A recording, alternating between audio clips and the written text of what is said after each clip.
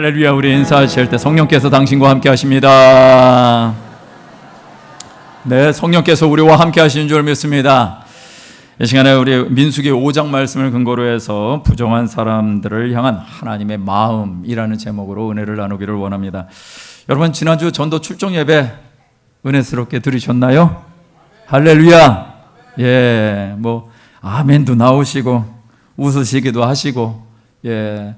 그러니까 지난주 생각하면 이렇게 마음에 조금 뭔가 이렇게 뿌듯함도 있고 은혜도 있고, 진짜 하나님의 은혜를 다시 한번 생각해 봐야 되겠다라는 그 마음의 결단도 생기게 되는 것 같습니다. 잠시 기억을 더듬어 본다면, 인도하는 목회자들과 아이들이요, 금식 릴레이 기도를 하면서 찬양 준비를 했습니다. 그리고 이 성극, 예수님과 함께한 저녁 식사라는 이 성극, 연기자 못지않은 실력으로 우리 전도사님과 우리 청년이 그렇게 연극을 해줬습니다. 연기 잘하죠? 그쪽으로 보낼까요? 그쪽으로 보내도 될 것 같습니다. 우리 성가대의 찬양과 그리고 아울러 우리 짐 엘리어 선교사님의 그 선교 사역의 현장의 모습들 같이 어우러져서 앙상블을 이루는 그 아름다운 찬양과 영상, 참 은혜가 되었고요. 그리고 또 그 오직 예수님을 향해서 몸 찬양을 한 우리 아이들, 몸 찬양. 제가 왜 몸 찬양이라고 했을까요? 워십이라고 하면은 그냥 그러려니 하면서 듣는데, 그 찬양의 목적이 무엇이에요? 그 율동, 댄싱의 목적이 뭐예요? 워십 댄싱의 목적이 하나님을 몸으로 찬양하는 거잖아요. 이 모든 것이 하나님을 찬양하는 것이었습니다.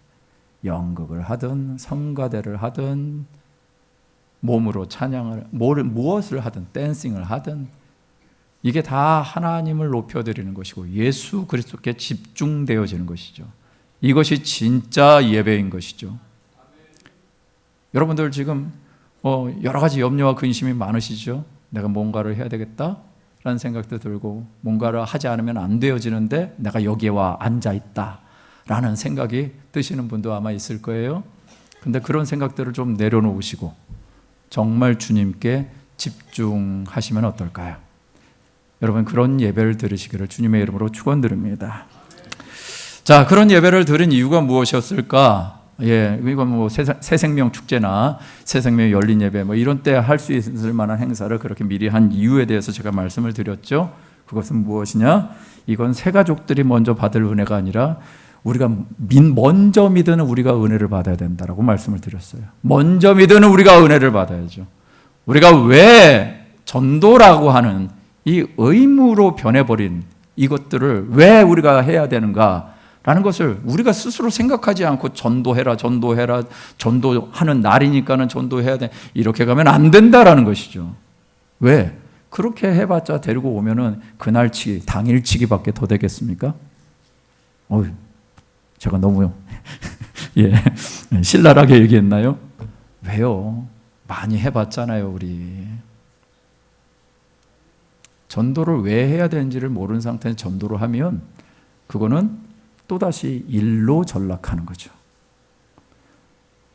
전도를 하는 우리들의 마음이 무엇인지를 점검하자고 그렇게 미리 은혜를 나누는 시간들을 가졌던 것입니다. 전도해야만 하는 것이 아니라 예수를 믿는 사람이라면 그것이 그냥 저절로 또 당연한 삶이 되어지는 것이죠.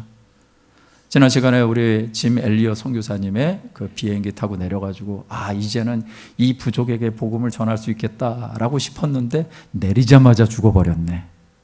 내리자마자 창 끝에 이슬로 사라져 버리고 맙니다. 그분들의 사진이 있어요. 실제 사진이에요. 이게 이 5분이 그 당시에 원주민들의 창에 쓰러진 분들이십니다. 좀 맨 왼쪽에 있는 분이 짐 엘리엇 선교사님이십니다. 그래서 다른 분들의 이름도 다 기억하면 좋겠는데 한 분만 우리가 기억하면서 이렇게 가는 것 같습니다.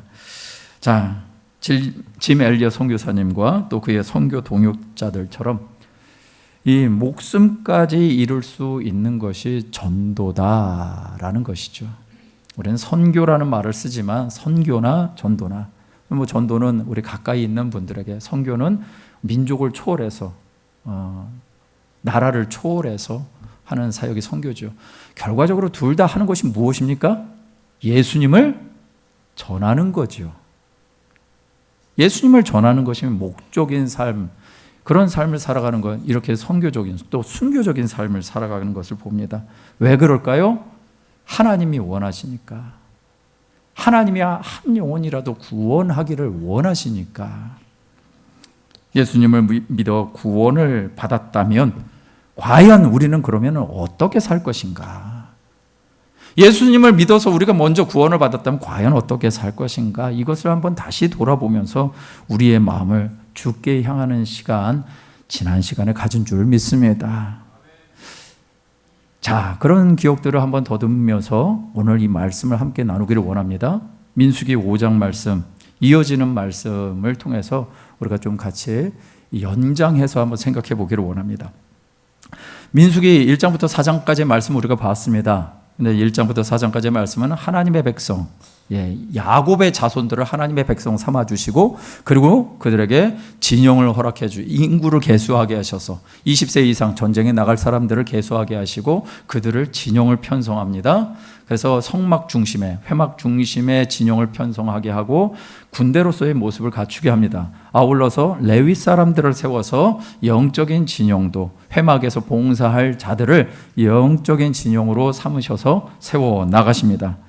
자, 이렇다면은 이제 뭔가 진영을 만들었다는 것은 하나님이 약속하신 땅, 어디요?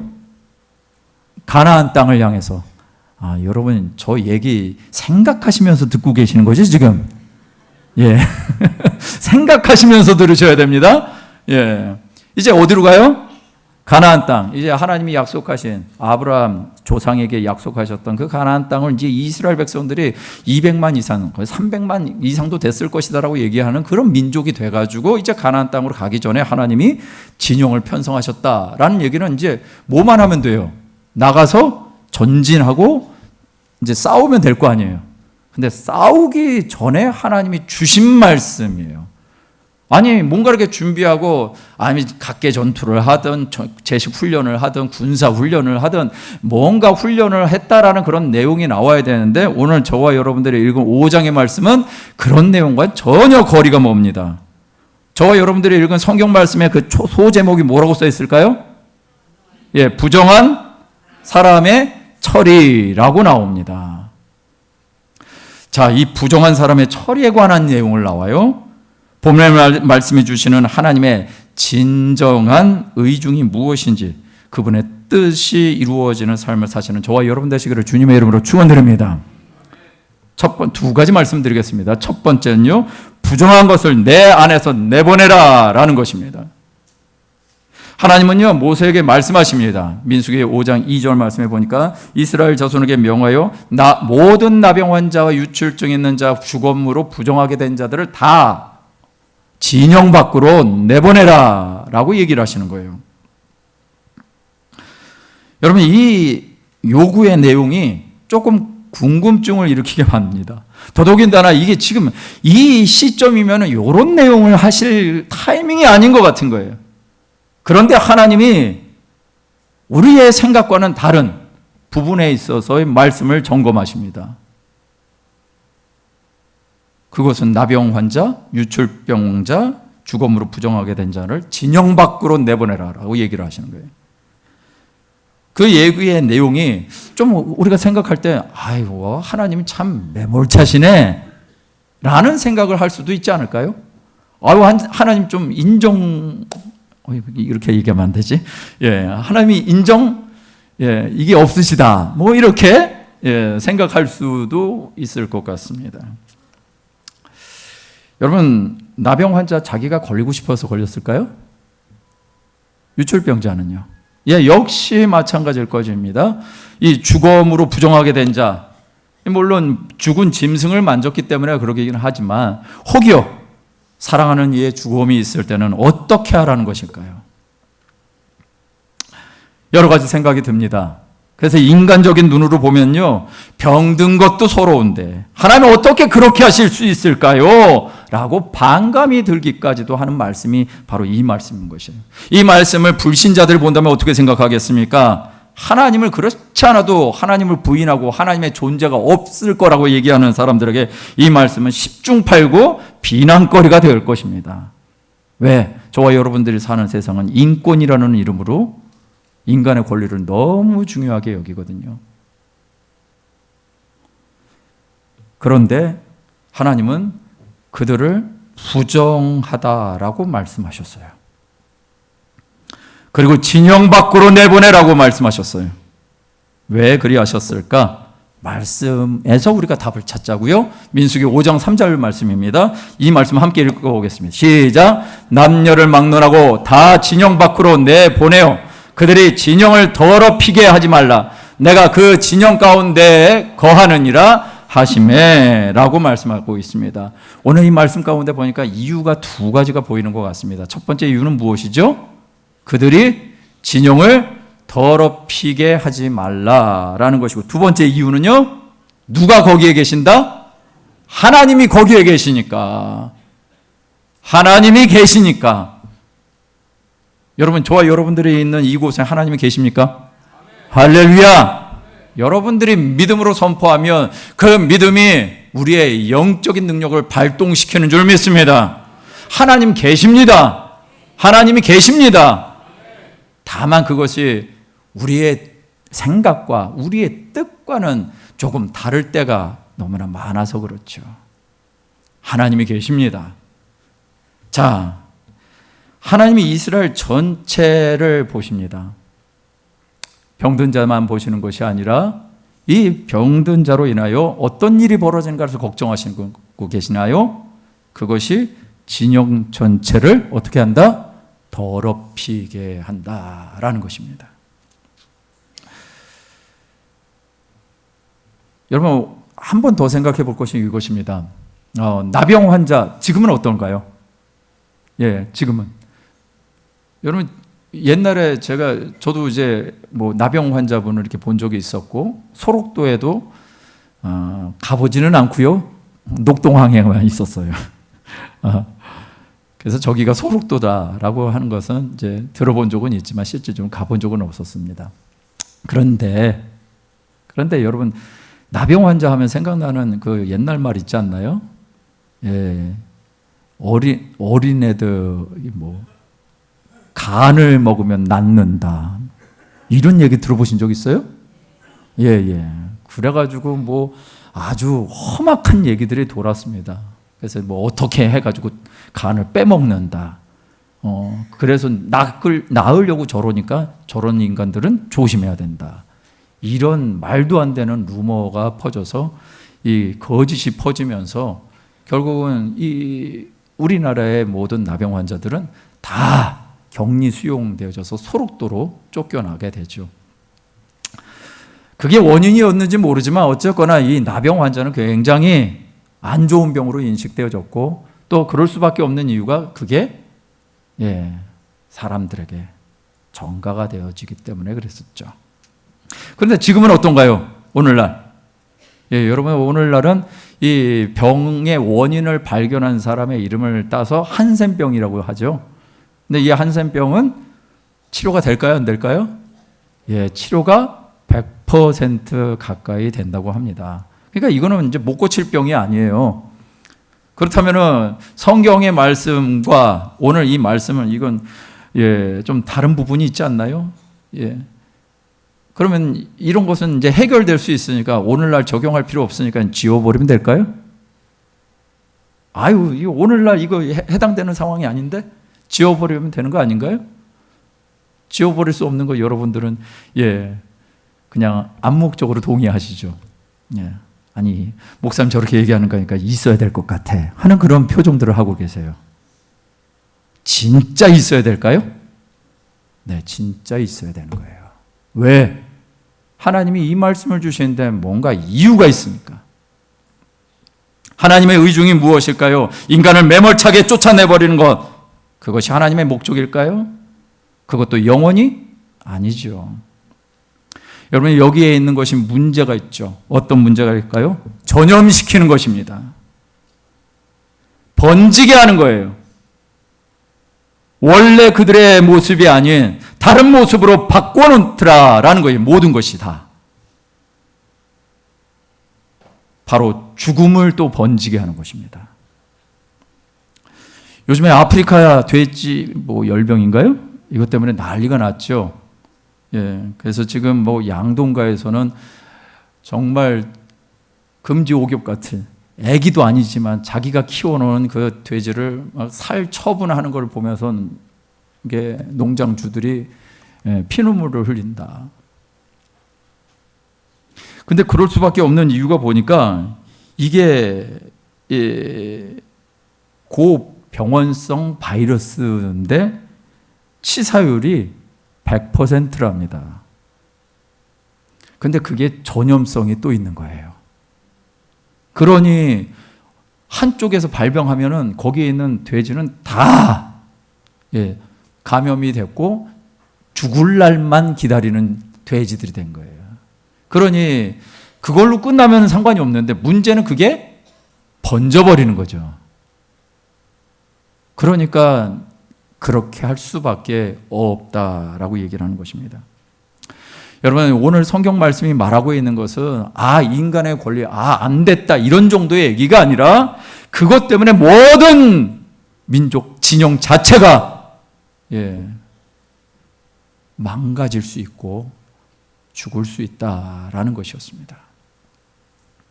성경이 말하고 있는 것이 무엇인가? 죽음과 관련되어 있는 것입니다. 하나님의 백성은요, 생명을 전파하는 것이 하나님의 목적인데 하나님의 백성들을 불러가지고 뭔가 정복전쟁에서 승리하라고?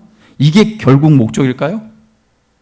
하나님의 목적이 가나안 땅에 있는 그 7족속 다 몰아내고 죽이고 그들 땅을 차지하라는 것이 목적일까요? 하나님이 원하시는 것이 무엇일까요? 그렇게 살면 행복하고 잘 살까요? 하나님이 원하시는 것은 그것이 아니죠. 모든 민족이 너로 인하여 어떻게 하겠다? 복을 받겠다라는 것이 목적이라면, 여러분, 이스라엘 백성들의 정체성이 무엇입니까? 누군가를 죽이는 것이 목적이 아니라 살리는 것이 목적이 되어야 되는 것이죠. 이스라엘 백성이 하나님의 백성이 되어 산다라는 것은요, 거룩한 백성을 만들어 가시겠다는 하나님의 의지를 가지고 살아가는 것입니다. 할렐루야! 바로 생명을 귀하게 여기고 죽음의 영향력이 자기의 삶이나 타인의 삶에 영향력이 미치지 못하도록 하는 것, 이것이 바로 하나님이 원하시는 것이었죠. 여러분, 예수님도 나병 환자를 치료하셨습니다. 예수님 유출병에 걸린 여인, 그가 예수님이라도 만지면 낫겠다라는 열망을 가지고 예수님의 옷자락을 만졌을 때 예수님은 능력이 나가는 것을 허락하셨습니다. 심지어 죽은 나사로로 인하여 슬퍼하는 이들과 만남을 가지셨습니다. 하나님이 이런 자들을 내보내라고 하시는 것이 근본적으로 인간을 미워하시거나 벌하시는 것이 목적이 아니라는 것입니다. 이스라엘 공동체를 보호하기 위함이었고요. 무엇으로부터요? 나병이 주는 것이 무엇입니까? 피부에 질환이 생기는데 감각이 있어요, 없어요? 감각이 없습니다. 털이 빠져나가는데도 감각이 없고, 찌르는데도 감각이 없고, 불을 갖다가 지지는데도 감각이 없어요. 심지어 손가락이 떨어져 나가도 감각이 없는 거예요. 무슨 말이에요? 영혼의 무감각을 일으키는 이 병, 삶의 무감각을 일으키고 영혼에 대한 관심이 없게 하는 이 병, 이게 전염이 되더라라는 것이에요. 사람의 생명을 서서히 도둑질하는 병이죠. 죽음의 본질이 무엇인지 못 보게 하는 영혼의 병, 이런 병이 이스라엘 백성들에게 절대로 옮겨지게 할 수 없다라는 하나님의 의지가 있었던 것이죠. 죽음이 있는 이유가 무엇입니까? 죄의 결과이죠. 그래서 사도 바울은요, 이렇게 얘기합니다. 우리 성도, 이 시대를 살아가는 성도들에게 동일하게 권면하는 데살로니가전서 5장 21절 22절 말씀 한번 같이 읽겠습니다. 시작. 범사에 헤아려 좋은 것을 취하고 악은 어떤 모양이라도 버리라. 할렐루야. 예. 범사에 헤아리랍니다. 그래서 범사에 헤아려서 좋은 것들을 취하라고. 그래서 악은 어떤 모양이라도 버리라고. 내 안에 생명이 아닌 것을 가지고 산다면요, 사망과 죽음을 전파하는 주체가 누가 될까요? 내가 된다는 거예요. 내가. 부정한 것을 가지고 사는 존재가 내가 된다면 내 삶은 부정한 것을 흘려주는 통로가 된다라는 것이죠. 그래서 부정한 것을 내 안에서 내보내라고 말씀하고 있는 것입니다. 어떻게 내보내야 되겠습니까? 무엇을 내보내야 하는 것일까요? 사도 요한은 이렇게 얘기하고 있습니다. 요한일서 1장 9절에서 10절 말씀, 이 말씀도 함께 읽겠습니다. 시작. 만일 우리가 우리 죄를 자백하면 그는 미쁘시고 이로우사 우리 죄를 사하시며 우리를 모든 불의에서 깨끗하게 하실 것이요, 만일 우리가 범죄하지 아니하였다 하면 하나님을 거짓말하는 이로 만드는 것이니 또한 그의 말씀이 우리 속에 있지 아니하리라. 할렐루야. 예. 죄가 작동하고 있다면 어떤 일이 벌어지는가? 부정한 존재로 있어서 부정한 것을 흘려보내게 될 것이다 라는 얘기입니다. 그런데 이 죄의 작동을 막는 방법이 있는데, 이 막는 방법 보니까 사도 요한이 말씀으로 얘기를 합니다. 죄를 자백하면 우리를 사하신다고, 우리를 모든 불의에서 깨끗하게 하신다라고 말씀하고 있는데, 그런데 만일 범죄하지 아니했다고 하면 하나님을 거짓말하는 이로 만드는 것이다. 또한 하나님의 말씀이 우리 속에 있다라는 것이, 그것이 믿는 자들의 삶인데 하나님의 말씀이 우리 속에 없다라는 결론을 만들어버리는 것이 바로 이 죄의 문제다라는 얘기인 것입니다. 부정한 죄, 하나님의 말씀이 우리 안에 작동하도록 부정한 것을 내 안에서 내어 보내시는 저와 여러분 되시기를 주님의 이름으로 축원드립니다. 두 번째는요, 세상을 부정한 자로 내버려 두지 마라 라는 것입니다. 이 제목을 한번 읽어볼까요? 시작. 세상을 부정한 자로 내버려 두지 마라. 여러분, 진영 밖에 쫓겨냄을 당한 사람이 해야 될 일이 무엇일까요? 분명히 여기에 보면 말씀 가운데 이 백성들이 그렇게 했다. 5절 말씀에 보니까 그 백성들이 그렇게 했다라고 얘기를 합니다. 쫓아냈다라고 얘기를 하는 거예요. 그럼 누군가가 있었던 거예요. 그러면 그 있었던 사람들이 쫓겨났습니다. 쫓겨나서 그들이 해야 될 일이 무엇일까요? 자기를 내보낸 자, 자기를 쫓아서 내보낸 자, 그들을 원망하며 있어야 될까요? 자기 자신을 이렇게 만든 하나님을 향하여 원망하며 하나님을 멸시하는 말을 하는 것이 맞을까요? 그게 맞다면 나를 이렇게 만든 하나님, 나를 쫓아내신 누구누구 동네방네 떠들고 다니며 그렇게 다 사는 것 아닐까요? 그렇게 한다면 그 사람은 회복될 가능성이 없죠. 왜? 하나님이 뭔가 이유가 있으니까 그렇게 하셨어. 하나님의 말씀대로 진영 밖으로 나가는 것이 이들에게는 살 길인 거예요. 왜? 진영 안에 있으면 모든 사람을 죽이고 모든 사람을 병들게 하니까. 그런데 진영 밖에서 격리되어지는 순간에 이들을 격리시킨 목적은 살리려고 하시는 것이 하나님의 목적이죠. 그 대표적인 케이스가 무엇일까요?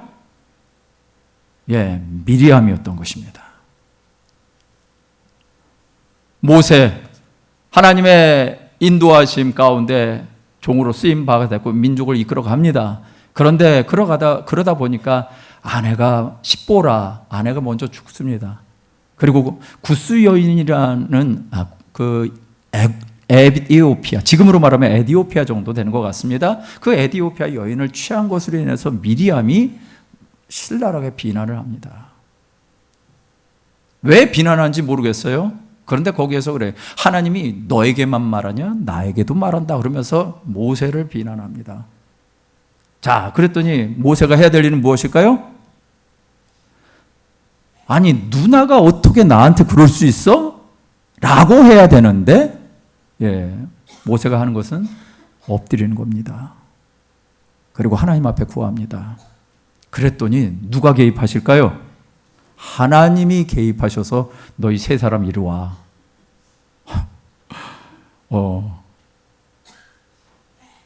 누군가는 당당하게 나갔습니다. 왜? 모세가 자기 백성 여자를 취한 게 아니라 다른 여자를 취했으니까. 그거 가지고 비난을 받아도 마땅하다고 미리암은 그렇게 얘기를 한 거예요. 그랬더니 그래서 하나님이 오라고 하니까 당당하게 간 존재가 있었어요. 그런데 그 당당하게 간 존재를 향해서 얘기를 합니다. 모세는 온 지면의 모든 사람들보다 온유함이 승한 자야. 내가 어떤 이에겐 선지자나 누구에게는 꿈으로도 얘기하고 환상으로도 보여주지만 모세는 그렇게 하지 않았어.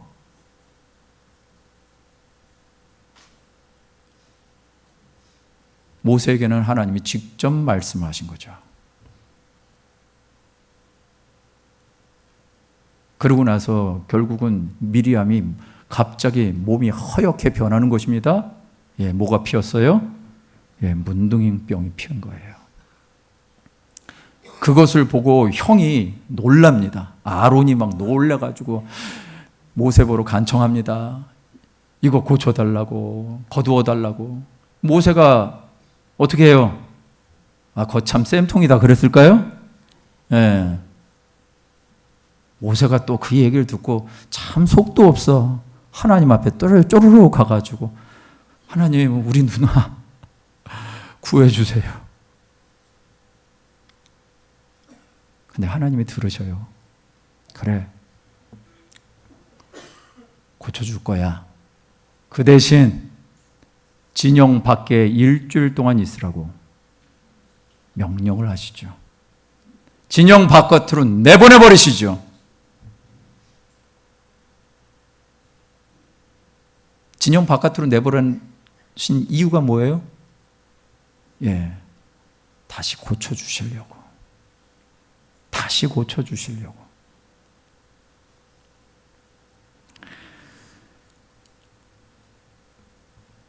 예수님의 일화 가운데 이런 얘기가 있습니다.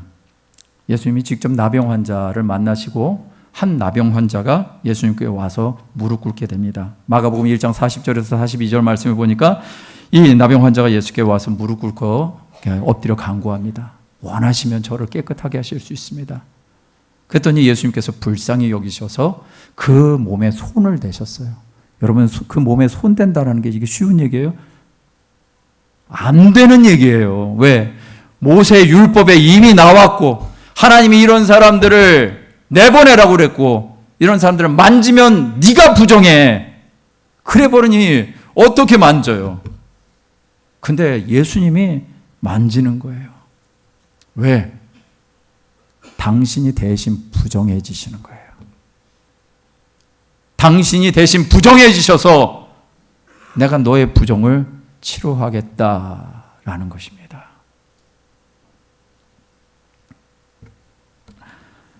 그래서 우리는 주님을 만나야만 합니다.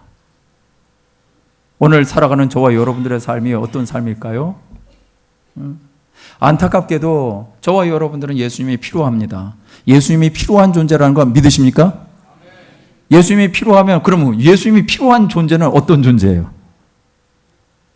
어떤 존재예요? 왜 말씀하시기 답을 모르셔서 그래요? 말씀하시기 어려워서 그래요? 죄진자인데 오늘 성경 말씀대로라면 그렇죠. 우리가 바로 부정한 존재란 말이죠. 우리가 부정한 존재인데 우리는 어줍지 않은 의의를 가지고 늘 나는 괜찮은 존재야. 그러고 살고 있어요? 그렇다면 예수님을 만날까요? 예수님 못 만나죠. 죄송합니다. 이런 말씀을 드려서. 예수님을 만난 사람 누가 만났어요? 나병 환자가 만났어요? 오늘 여기에 나오는 이 나병 환자 결국은 누구를 만나야 돼요? 하나님을 만나야 돼요. 예수님을 만난 이 나병 환자, 예수님을 만나는 건 쉬웠을까요? 이 사람이 과연 어디에 살았을까요? 사람들 많이 있는 곳에 같이 아유, 그냥 같이 어우러져서 살면 되지 하면서 같이 있었을까요? 큰일 날 소리죠. 격리되어져가지고 사람 없는 곳에 있었을 것입니다. 만약 있다 하더라도 누구랑만 살았을까요? 문둥이들만. 그런데 그렇게 부정한 존재들이 갑자기 예수님이 계신 곳은 사람들이 버글버글 했을 것 같아요. 더더군다나 그런데 왔다? 이거는 무슨 일을 당할 가능성이 있다? 돌 맞아 죽을 가능성이 있는 것 아닌가요? 돌 맞아 죽을 가능성이 있는 자리에 예수님을 만나러 온 거예요. 이 얘기인 즉슨 무엇입니까? 문둥병으로 살다가 죽으나, 차라리 돌 맞아서 죽으나 그래도 예수님 한번 만나보겠다 라는 것이 이 사람의 마음. 오늘 이 시대를 살아가고 있는 우리들이 정말 예수님을 필요한 자라고 산다면 우리가 어떤 존재여야만 해요? 부정한 자여야 돼. 부정한 자가 하는 일이 무엇일까요? 부정한 자가 살 수 있는 길은 무엇일까요? 예수님을 만나야 돼. 예수님을 붙잡아야 되는 것이죠.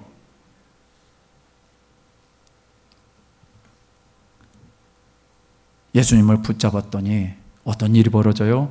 치료가 임합니다. 그리고 예수님이 이런 말씀하셔요. 마가복음 1장 43절 44절에 보니까 곧 보내어 엄히 경고했다. 뭘요?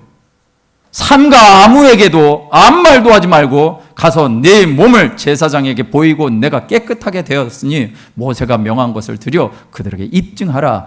문둥병자가 병이 나으면 제사장에게 증명을 받아야 됩니다.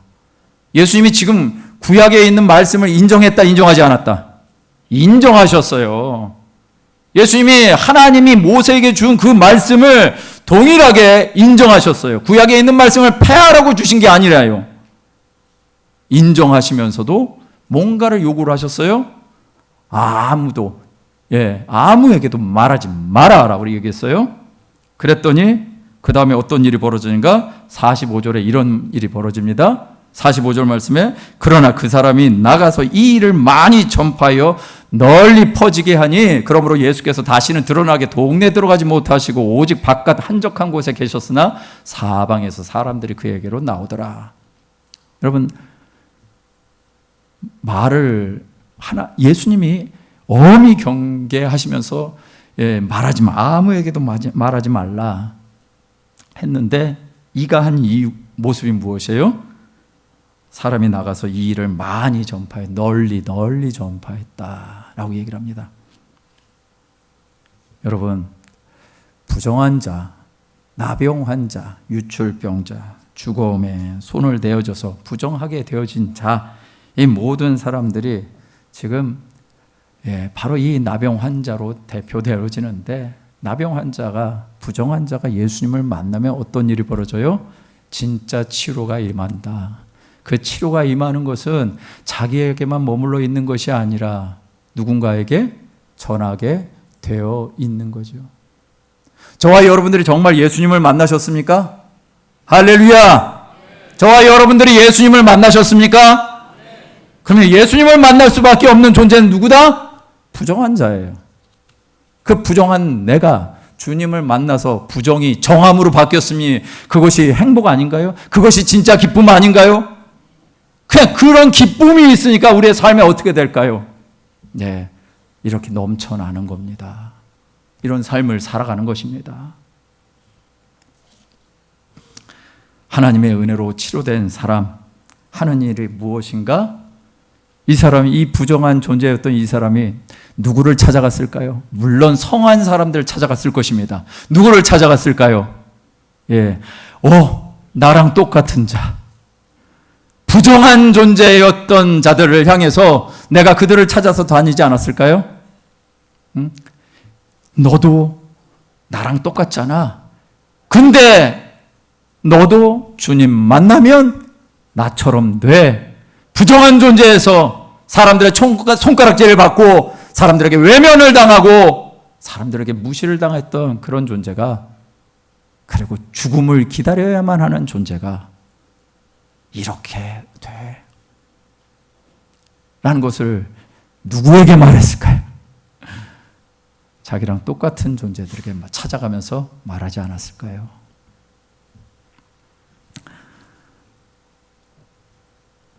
이 세상 주변에 우리가 살아가는 사람, 많은 분들이 보면 부정한 자들이 많이 있을 것입니다. 그러면서 그들은 이렇게 얘기할 거예요. 내가 왜 부정해? 내가 뭐 때문에 부정한데? 너는 왜 나를 자꾸 죄인이라고 얘기해? 난 그렇게 법에 어긋나는 죄를 한 적이 없어. 근데 왜 기분 나쁘게 나보러 죄인이라고 그래? 그런 소리 들을 겁니다. 그런데 아무리 그런 사람들이 얘기한들 이 세상을 보는 하나님의 관점은 무엇일까요? 모두가 예수님이 필요한 부정한 자인 거죠. 할렐루야. 오늘 저와 여러분들이 그래서 이 자리에 계신 것 아닌가요? 그래서 저와 여러분들이 예배 드리는 거 아닌가요? 저와 여러분들이 바로 그런 부정한 존재였기에 주님 필요해서, 주님의 도움이 필요해서 예수님 믿고 예수님 그 은혜에 감격해서 예배 드리는 자리에 있는 것 아닌가요? 할렐루야. 세상에 얼마 전에 뉴스 보니까 재벌 3세 아이들이 모를 들여놔가지고 난리가 났죠. 마약이라나요? 예. 행여나 호기심을 하지 마시길 바랍니다. 예. 그거 뭔가 굉장히 기대가 되는데 그러시면서 절대 건드리지도 마시길 바랍니다. 악은 모양이라도 다 버리시길 바랍니다. 근데 왜 아이들이 그럴까요? 얘네들이 돈이 없어요. 명예가 없어요. 권세가 없어요. 돈이 있으면 다 힘이라며. 그런데 왜 그런 짓을 할까요? 그렇게 살아도 만족이 없는 걸 어떻게 해. 이게 인간인 걸. 부정한 인간의 모습이 이런 것인 걸. 쓸데없는 명예심과 바벨탑 쌓기에 혈안이 되어 있는 인간들. 여러분, 이것이 우리들의 모습이라고요. 근데 이런 모습을 쫓아가면요, 행복해야 되는데 행복하지가 않아.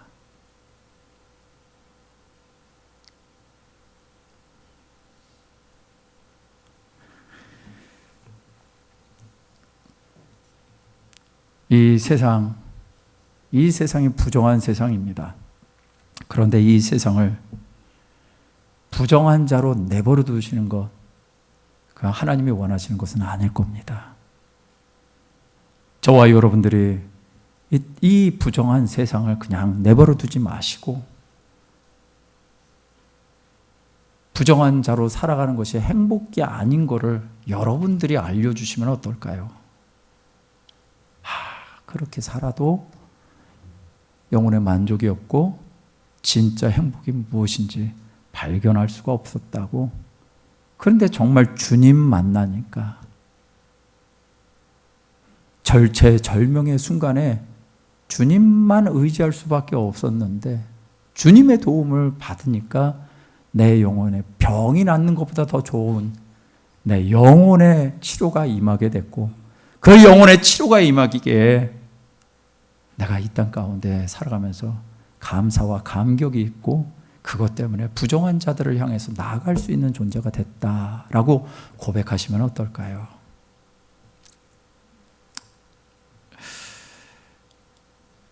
한 분의 삶을 잠깐 소개하고 말씀을 마치도록 하겠습니다.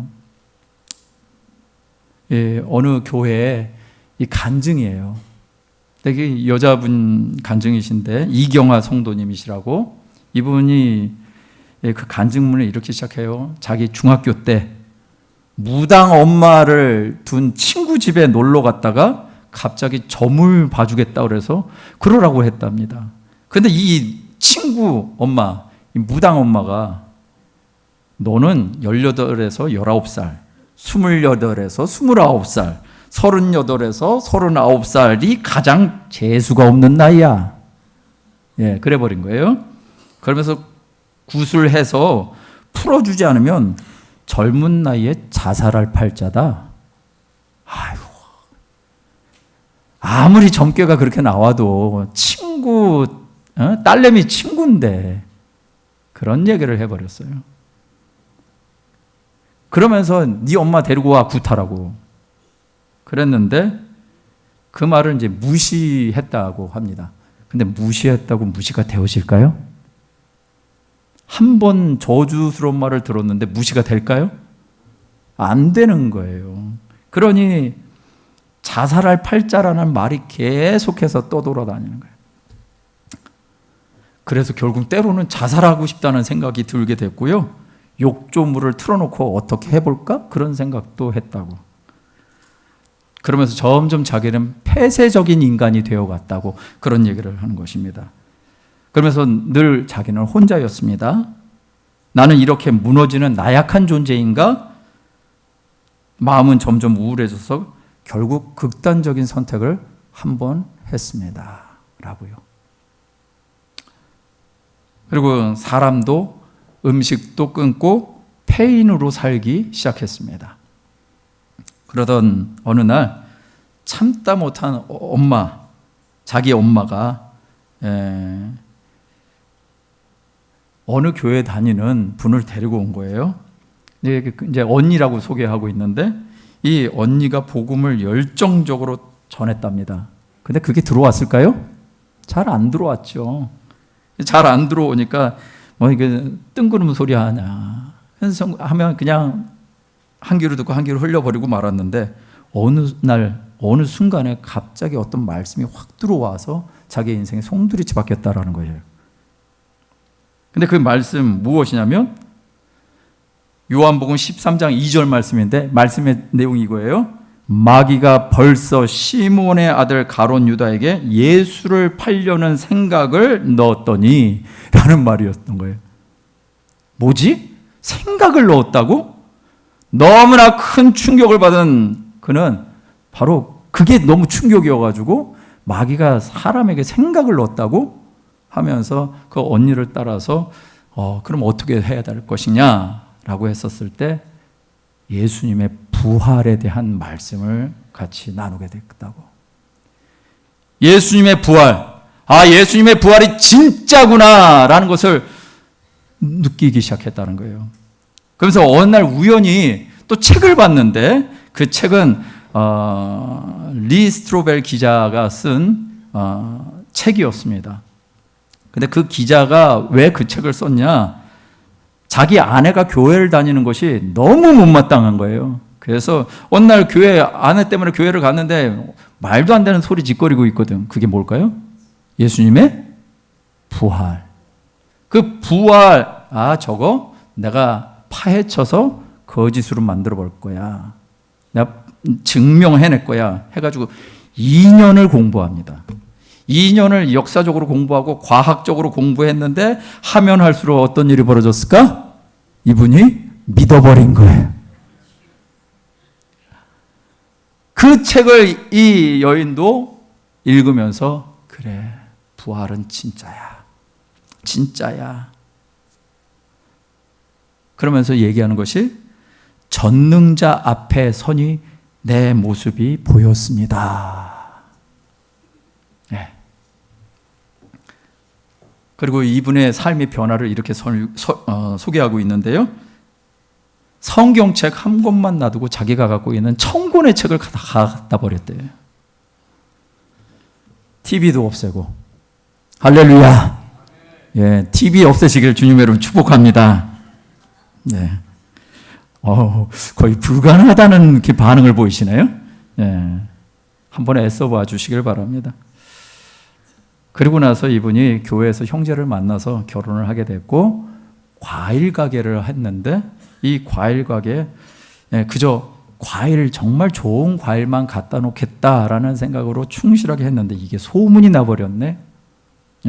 그래서 막 지상파 TV까지 타버린 거예요. 이분이 마지막으로 내린 결론이 무엇이냐? 오늘도 우리 부부는 부활하신 예수님과 동행하며 이 세상이 전부가 아니라 영원한 나라가 있다라는 것을 많은 사람에게 전하며 천국과 같은 삶을 살고 있습니다. 라고 결론을 내리는 거예요. 자, 부정한 사람들을 향한 하나님의 마음이 무엇입니까?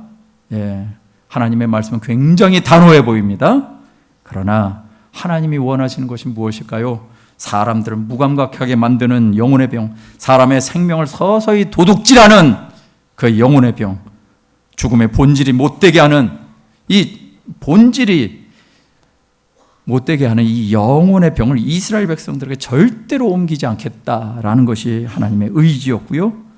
그래서 사도 바울은 얘기하는 것이죠. 그 결과가 무엇인가? 이 영혼의 병을 그냥 놔두면 어떤 일이 벌어지는가? 로마서 2장 5절에 이런 말씀합니다. 다만 내 고집과 회개하지 아니하는 마음을 따라 진노의 날 곧 하나님의 의로우신 심판이 나타나는 그날에 이 말 진노를 내가 쌓는도다. 이렇게 끝나지 말라는 것이에요.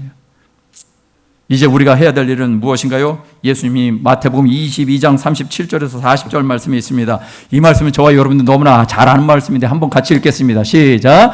예수께서 이르시되 내 마음을 다하고 목숨을 다하고 뜻을 다하여 주 너의 하나님을 사랑하라 하셨으니 이것이 크고 첫째 되는 계명이요 둘째도 그와 같으니 내 이웃을 내 자신과 같이 사랑하라 하셨으니 이 두 계명이 온 율법과 선지자의 강령이라. 오늘 이 말씀에 보니까 하나님을 사랑하라고 말씀하십니다. 내 이웃을 내 몸과 같이 사랑하라고 말씀하시는데 그럼 어떻게 하면 사랑할 수 있을까요? 그렇죠. 예수님을 전하는 것이 진짜 사랑인 거예요. 여러분들이 뭔가 조금 잘해주는 것이 사랑이 아니라 예수님을 전해서 그 영혼이 부정한 영혼이 정한 영혼이 되어져서 하나님의 나라 백성 되어지는 게 진짜 사랑인 것이죠. 바로 이 사랑하라고. 근데 그 사랑을 하려면 하나님을 사랑해야 돼. 하나님을 진짜 사랑해야 되고 그 하나님을 진짜 사랑하니까 가짜 사랑 말고요. 진짜 사랑하니까 사람도 사랑하게 되더라. 오늘 저와 여러분들이 바로 이 부정한 세상에 부정한 존재로 끝나지 마시고 하나님의 마음을 따라서 부정한 세상을 정한 세상으로 막 바꿔가시는 영혼을 향해 나아가시는 그런 우리 모두가 되시길 주의 이름으로 축원드립니다.